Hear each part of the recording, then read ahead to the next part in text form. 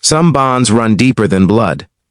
Elena Martinez never knew her biological parents. She was raised by two brothers who found her abandoned at a fire station when she was just 2 days old.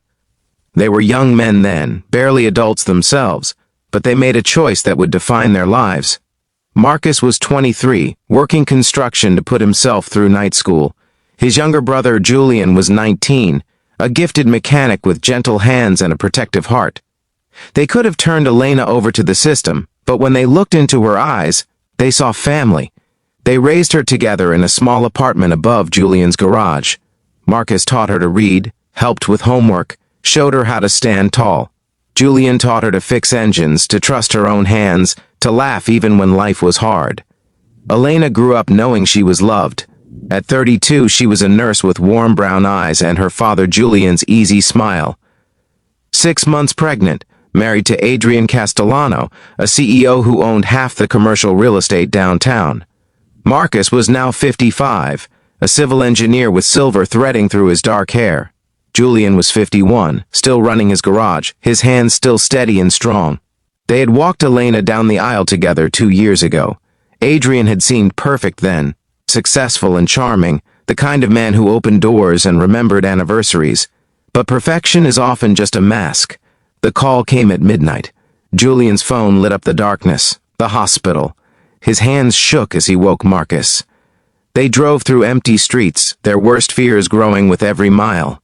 The emergency room was chaos and fluorescent light. Elena lay unconscious, her face swollen beyond recognition. Breathing tube, 4 lines, monitors tracking the fragile thread of life. The baby's heartbeat was strong, the doctor said, but Elena had a fractured skull, broken ribs, internal bleeding. Adrian had done this, in their own home. Then called 911 himself, already crafting his story about an accidental fall. Marcus stood frozen, his engineer's mind unable to process this violence against the girl he had raised. Julian's hands curled into fists, mechanic's hands that knew exactly how much pressure it took to break things. Adrian was in custody, but his lawyers were already working. Self-defense, they would claim, an accident. He had money, connections, a reputation to leverage. The brothers sat beside Elena's bed as dawn broke. "We raised her to believe the world was fair," Marcus said quietly. "We were wrong," Julian replied. They had lived honest lives, worked hard, played by rules that men like Adrian never followed.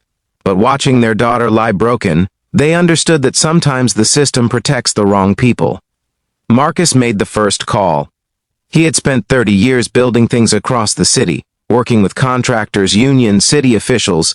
He knew where bodies were buried, metaphorically speaking. He knew which buildings had been approved despite failed inspections, which projects had greased which palms. Adrian's empire was built on shortcuts and bribes, and Marcus had the receipts. Julian's network was different but equally powerful. Mechanics see everything. Drivers talk. Delivery workers notice patterns. Over 3 decades, Julian had built relationships throughout the city, people who trusted him, who owed him favors. Together, the brothers began to move. Documents appeared on reporters' desks.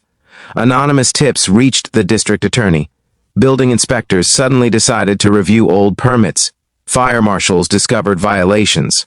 The IRS received interesting information about offshore accounts. But Marcus and Julian did something else, something that made the whole city take notice.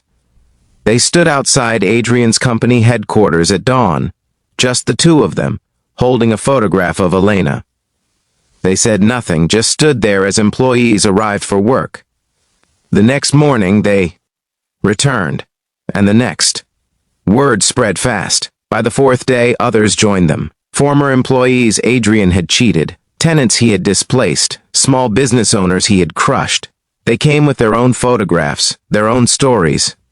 By week 2, there were hundreds. The media couldn't ignore it. This quiet, relentless presence. These 2 older men who showed up every single morning, rain or shine, holding their daughter's picture.